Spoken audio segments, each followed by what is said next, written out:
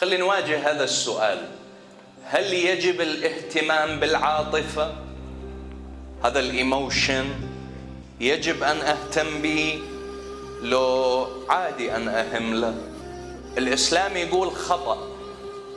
راح تقول لي الإسلام يشجع على العاطفة، يعني أفهم منك إذا أني رجل عاطفي أو أني امرأة عاطفية هذا مو عيب؟ لا، مو عيب، مو عار، مو غلط، هذه ميزة.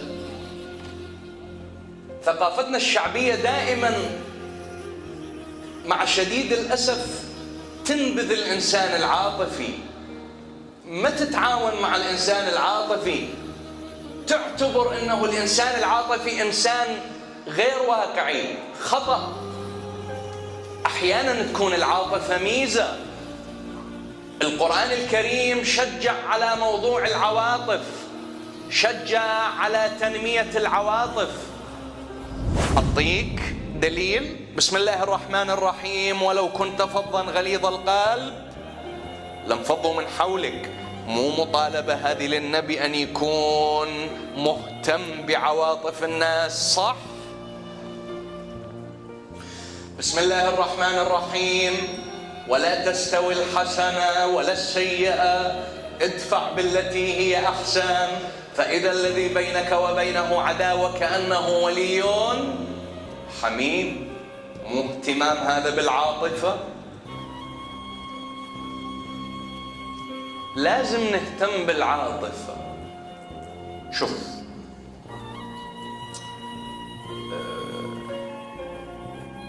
أقدر أنصحك؟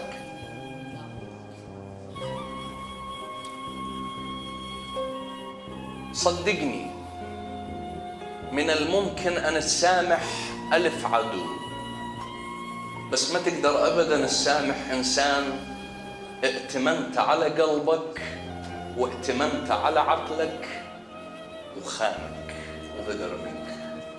الله، أبداً ما تقدر. صعبة، أحياناً قد تكون مستحيلة. صعبة، أبداً ما تقدر. صعبة، أحياناً قد تكون مستحيلة. صعبة.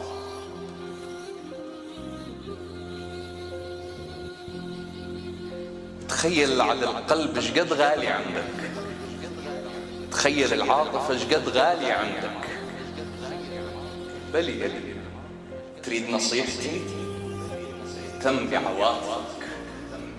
دائما نمي العواطف، لكن نميها بطريقة إيجابية، نميها بحب الله عز وجل، نميها بحب القرآن الكريم، نميها بحب أبي الزهراء محمد. صل على محمد وآل محمد. نميها بحب علي بن أبي طالب. وما قيمة الحياة إن لم يكن فيها حب علي؟ وما قيمة الحياة إن لم يكن فيها حب علي؟ ما لا قيمة.